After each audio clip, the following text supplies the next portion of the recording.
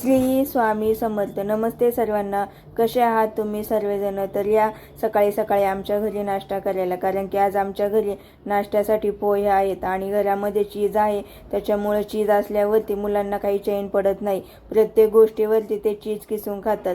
पोहे असो किंवा कोणत्याही प्रकारची भाजी वगैरे केली आणि चपाती असली की त्याच्यावरती ते दिवसभर चीज वगैरे किसून टाकून खात राहतात. तर चीज काही जास्त दिवस आमच्या घरामध्ये जात नाही, कारण की चीज आणलं की ते 4-5 दिवसामध्ये मुलं त्याच्या किसून ते संपून वगैरे टाकतात. तर पोहे वगैरे खाल्ले, नाश्ता वगैरे केला, छान चहा वगैरे घेतला आणि म्हटलं पटकन स्वयंपाकाच्या तयारीला लागायला हवं. तर छान आज भेंडीची भाजी, रस, चपाती आणि डाळ भात वगैरे बनवणार आहे. तर आज जरा जास्त स्वयंपाक आहे, त्याच्यामुळं म्हटलं आपला जरा पटपट हात वगैरे चालवावा. तर छान डाळ आधी शिजण्यासाठी लावली आणि म्हटलं डाळ शिजते तोपर्यंत आपली भेंडी वगैरे कापून घ्यावी. म्हणजे भेंडी वगैरे शिजली की पटकन चपात्या वगैरे करता येतात, कारण की मुलांना चपाती लागते. त्याच्यामुळे आज चपातीही बनवणार आहे आणि डाळ भातही आहे आणि आमच्यासाठी 2 भाकरीही बनवायच्या आहेत.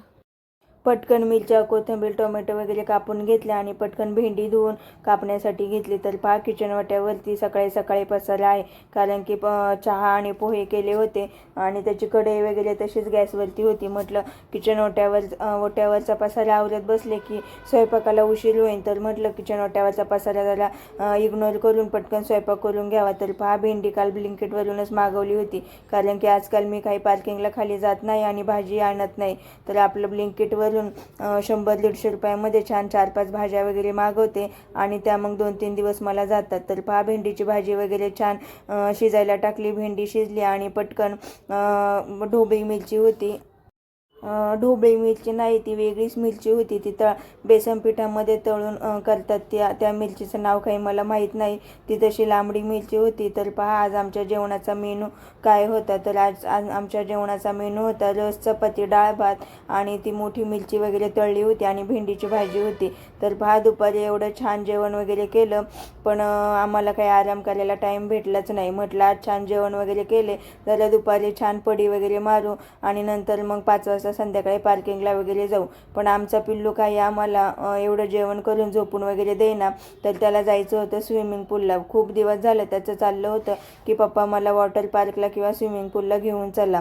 तर जेवण वगैरे केलं आणि आराम करायचा तर राहूनच गेला, कारण की पिल्लू काही ऐकेना. त्याला स्विमिंग पूलला जायचं होतं. तर त्याच्या पप्पाच्या मागं लागून त्याने दुपारी 2 वाजताच आम्हाला स्विमिंग पूलला घेऊन गेला.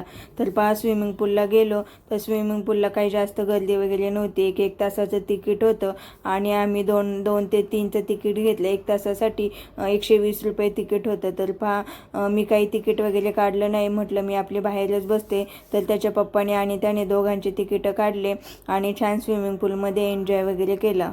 वॉटर पार्कला जाण्यापेक्षा हे स्विमिंग पूलचं ऑप्शन जरा बरं पडतं कारण की वॉटर पार्कला गेलं की तिकीटही 800-900 रुपये असते आणि त्याच्यापेक्षा हे स्विमिंग पूलचं एक तासाचं 120 रुपये तिकीट होतं.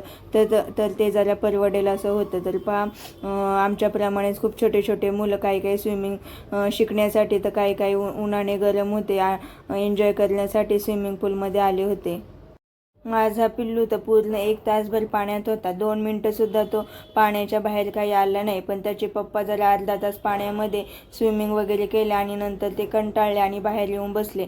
पण पिल्लू काही आमचा ऐकत नव्हता आणि पाण्याच्या बाहेर काही एकदाही तो आला नाही. पाण्यामध्येच तो खेळत होता. पिल्लू तर पाण्यात खेळण्यात एवढा दंग झाला होता की त्याला म्हटलं जरा 5-10 मिनटं बाहेर येऊन बस, म्हणजे जरा दम वगैरे लागलेला जरा शांत होईल. पण तो काही ऐकत नव्हता आणि इकडून तिकडून पाण्यामध्येच उधड्या वगैरे मारत होता. मी तर बाहेरच बसले होते आणि नंतर पिल्लूचे पप्पाही दमून बाहेर येऊन बसले. तर आम्ही दोघंही बाहेर येऊन बसलो, पण पिल्लू काही पाण्याच्या बाहेर आला नाही. त्याच्यामुळे 1 तासभर आम्हाला त्याच्याकडे असंच नुसतं पाहत बसावं लागणार आहे, कारण की 1 तास झाल्याशिवाय तो काही बाहेर येणार नाही. त्याचा 1 तास संपला की जेव्हा ते बाहेरचे गार्ड वगैरे त्याला बाहेर हाकलतील त्यावेळेसच तो बाहेर येईल. त्याच्याशिवाय आम्ही कितीही त्याला ओरडा की जरा वेळ बाहेर ये, तो काही बाहेर येणार नाही. त्याच्यामुळे आम्ही दोघंही जरा शांत बसलो. म्हटलं जोपर्यंत 1 तास कंप्लीट होत नाही, ते गार्ड त्याला ओरडत नाही, तोपर्यंत हा काही आपला ऐकणार नाही. त्यामुळे आम्ही दोघंही एका कोपऱ्याला जाऊन शांतपणे त्याच्यावरती लक्ष ठेवत वगैरे बसलो.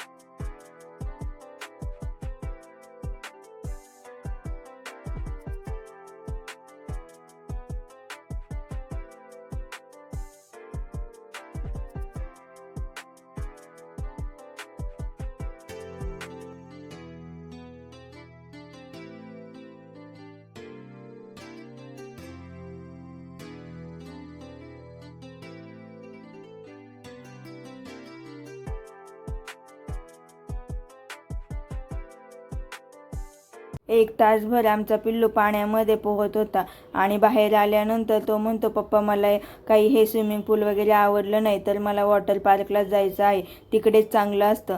तर पहा, एवढं 1 तासभर पोटभर खेळूनसुद्धा पिल्लूला हे स्विमिंग पूल वगैरे काही आवडलं नाही, त्याला वॉटर पार्कलाच जायचं आहे. तर घरी जाताना म्हटलं 1-2 झाडं वगैरे घ्यावे, कारण की गॅलरीमध्ये 1-2 कुंड्या शिल्लक आहे आणि त्याच्यामध्ये मातीही आहे. तर म्हटलं घरी जाताना छान 1-2 झाडं वगैरे भेटतात का ते पाहावे. 1-2 झाडं वगैरे घेतले आणि नंतर घरी आलो. तर पहा, घरी आल्यानंतर संध्याकाळी जेवण वगैरे केलं आणि नंतर जरा वेळ पार्किंगला खाली फिरायला गेलो. तर पहा, हा होता माझा आजचा डेली ब्लॉग. जर तुम्हाला माझे डेली ब्लॉग आवडत असतील तर चॅनेलला नक्की सबस्क्राईब करा आणि व्हिडिओला लाईक आणि कमेंट करायला विसरू नका. पुन्हा भेटूया उद्याच्या नवीन ब्लॉगमध्ये.